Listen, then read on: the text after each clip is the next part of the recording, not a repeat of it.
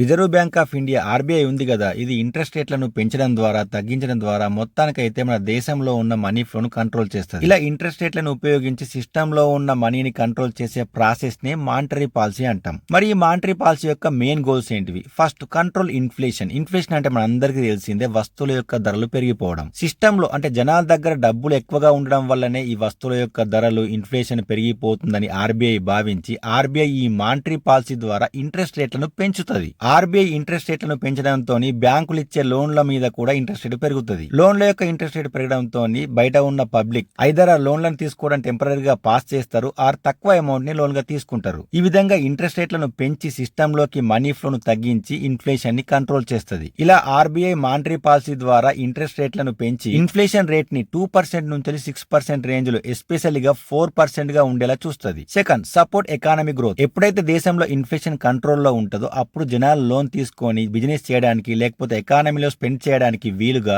RBI ఈ monetary policy ద్వారా interest రేట్లను తగ్గిస్తుంది. ఇలా ఇంట్రెస్ట్ రేట్లను తగ్గించి సిస్టమ్ లోకి ఎనఫ్ మనీని పుష్ చేసి ఎకానమీని గ్రో చేస్తుంది. ఈ విధంగా రెండు రకాలుగా ఆర్బీఐ ఈ మానిటరీ పాలసీ ద్వారా ఒక పక్క ఇన్ఫ్లేషన్ ని మరో పక్క ఎకానమీ యొక్క గ్రోత్ బ్యాలెన్స్ చేస్తుంది. ఈ రెండింటినే కాకుండా ఈ మానిటరీ పాలసీ రూపీ వాల్యూని స్టేబుల్ గా ఉంచడానికి, ఎక్కువ జాబ్స్ ని కంట్రీలో జనరేట్ చేయడానికి అండ్ ఈ బ్యాంక్స్ అండ్ ఫైనాన్షియల్ ఇన్స్టిట్యూషన్స్ ని సేఫ్లీగా ఆపరేటింగ్ చేయించడానికి ప్రయత్నాలు చేస్తుంది. మరి ఈ మానిటరీ పాలసీ యొక్క స్ట్రక్చర్ ఎలా ఉంటుంది? ఈ మానిటరీ పాలసీ లోపల నిర్ణయాలు తీసుకోవడానికి 6 మెంబర్స్ తో కూడిన ఒక టీం ఉంటది. ఈ టీం నే మానిటరీ పాలసీ కమిటీ ఎంపీసీ అంటారు. ఈ 6 మెంబర్స్ లో ఇంక్లూడింగ్ ఆర్బీఐ గవర్నర్ తో సహా 3 మెంబర్స్ ఆర్బీఐ నుంచి మిగిలిన 3 మెంబర్స్ గవర్నమెంట్ నుంచి అపాయింట్ అవుతారు. వీళ్ళు ఎవ్రీ 2 మంత్స్ కోసారి కంట్రీ యొక్క ఎకానమీని రివ్యూ చేసి మానిటరీ పాలసీని అనౌన్స్ చేస్తారు. మరి ఎన్ని రకాల మానిటరీ పాలసీస్ ఉంటాయి అంటే ఎన్ని రకాల స్టాన్స్ ఉంటాయి? First, expansionary or accommodative stance. Monetary policy committee ఈ అకామిడేటివ్ స్టాన్స్ తీసుకున్నదంటే కంట్రీ యొక్క గ్రోత్ కోసం ఫ్యూచర్ లోపల ఇంట్రెస్ట్ రేట్లను తగ్గించి మోర్ మనీని సిస్టమ్ లోకి పుష్ చేయాలనుకుంటున్నదని అర్థం. Second, contractionary or tight stance. ఎప్పుడైతే కంట్రీ లోపల ఇన్ఫ్లేషన్ ఎక్కువగా ఉంటుందో ఆ టైం లోపల ఈ టైట్ స్టాన్స్ ని తీసుకుంటారు. దీని అర్థం ఫ్యూచర్ లోపల ఇంట్రెస్ట్ రేట్లను పెంచి సిస్టమ్ లోపల మనీ ఫ్లోను కంట్రోల్ చేయడం. Third, neutral are balanced stance. ఎప్పుడైతే దేశం లోపల ఇన్ఫ్లేషన్ కంట్రోల్ లో ఉండి గ్రోత్ కరెక్ట్ వేలో ఉంటుందో